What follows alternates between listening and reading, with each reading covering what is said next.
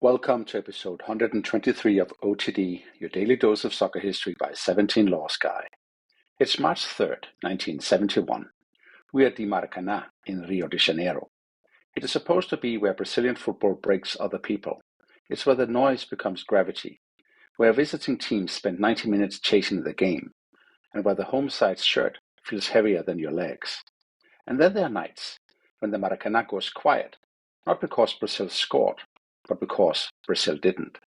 This is one of those nights, because on this day, in the group stage of the Copa Libertadores, Fluminense, Brazil's champion, coached by the reigning World Cup winning manager, lost 1-0 at the Maracanã to Deportivo Italia of Venezuela. And the match becomes a piece of folklore with a name that tells you exactly what it felt like, the little Maracanazo. So how did we get here? By 1971, the Copa Libertadores is still young, but it already has its defining idea. South America as a football continent, stitched together by competition, travel, and pride. Back then, there's no gentle group stage plus playoffs comfort. It's compact, intense, and unforgiving. Win your group or go home. And in Group 3, the hierarchy looks obvious. Brazil sent Fluminense and Palmeiras. Venezuela sent Deportivo Galicia and Deportivo Italia. Two Brazilian clubs with weight, history, and depth, and two Venezuelan clubs from a league that, at the time, is still fighting for continental legitimacy. Fluminense arrived with the aura of champions. They are Brazil's 1970 national champions, meaning, in the language of the tournament, they are literally Brazil's representative at the top of the pyramid. They are coached by Mario Lobo Zagallo, fresh off Mexico 1970, where Brazil don't just win the World Cup, they redefine what great can look like. And Zagallo's Fluminense are not some abstract good team. They have stars, they have swagger, they have the sense that this group is a formality. They even have World Cup winners in the squad, players who were part of the machine that conquered the planet. And the early group matches feed the arrogance. Fluminense start this Libertadores like a club that expects to qualify. 4 wins from 4, including a 2-0 win over Palmeiras in Sao Paulo, one of those results that announces we're not just Brazilian champions on paper. And then comes the trip to Caracas. Deportivo Italia, at this point, are not the Venezuelan super club that a casual modern fan might imagine. In fact, they entered the tournament as Venezuela's runners-up.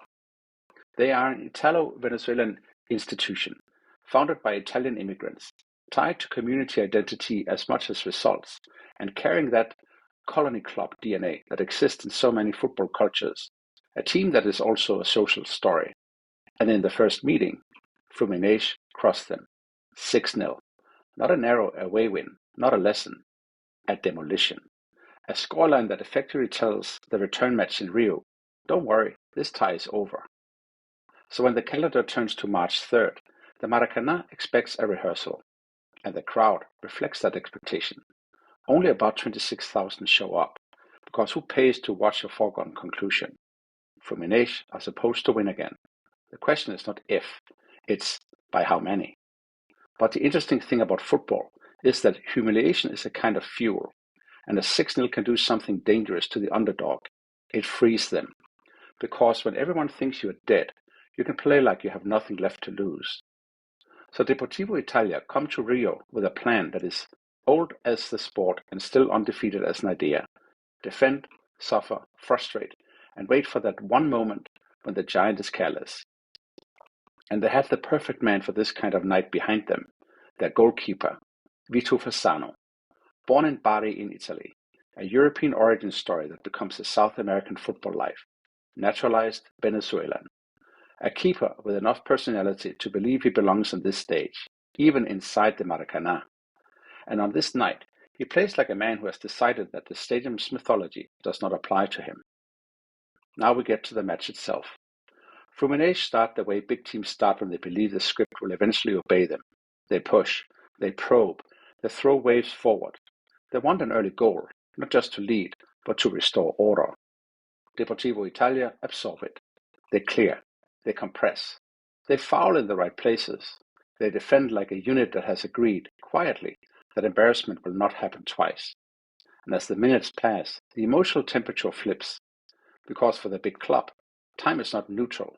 Time becomes pressure. The crowd starts to get impatient. The body language tightens. And then, in the 66th minute, the game produces the moment that turns routine into legend. Deportivo Italia break forward. Del Manpito Useche finds Nelson Militao. Militao gets into the box. A Fluminense's goalkeeper, Jorge Vittorio, brings him down. Penalty. In the Maracanã. Against Fluminense. A sentence that isn't supposed to exist. And Manuel Tenorio, Deportivo Italia's defender, a Brazilian no less, steps up. And he converts. 1-0. And suddenly the Maracanã is not loud. It's stunned. Because the most shocking thing in football is not an early underdog goal. It's the late underdog goal, the one that makes the favorite realize there may not be enough time left to fix this. And now the match becomes a siege. Fluminense throw everything at the problem. They attack with more urgency than structure. They start taking shots they wouldn't normally take because panic has a way of making maybe look like must. And Fasano, he saves over and over. And when he doesn't save, the post saves. 3 times the ball hits the woodwork. That detail matters because it's the physical sound of disbelief, the thought of a giant failing to land the punch. Fluminense have players like Flavio and Cafuringa, men who in Brazil are supposed to be the difference makers. Deportivo Italia mark them, crowd them, reduce their space. They defend not like tourists, but like a team that has decided that suffering is temporary and history is forever. And then the whistle goes. Fluminense 0, Deportivo Italia 1. In Rio, at the Maracanã. And the match instantly escapes the category of result and enters the category of myth. So what does this mean? First, it meant pain, immediate, practical pain for Fluminense, because this isn't a friendly embarrassment, it's Libertadores math. They had been perfect in the group, and now the cushion is gone. And a week later, the nightmare compounds. Fluminense lose again at home, this time 3-1 to Palmeiras, and Palmeiras take the group. Think about the brutality of that sequence. From 4 straight wins to 2 straight home defeats to elimination. That is Libertadores football in a nutshell. The margin is smaller than your ego.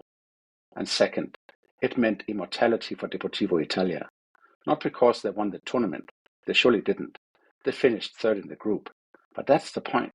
Sometimes the greatest achievement is not progression. It's proof. Proof that your football culture is real. That your league is not just there. That your clubs can walk into the most intimidating stadium in the world and make the home crowd go silent. In Venezuela, this match becomes more than sport. It becomes a national football reference point, a story parents tell, a clip people search for, a date that lives in the calendar. And the celebration is telling.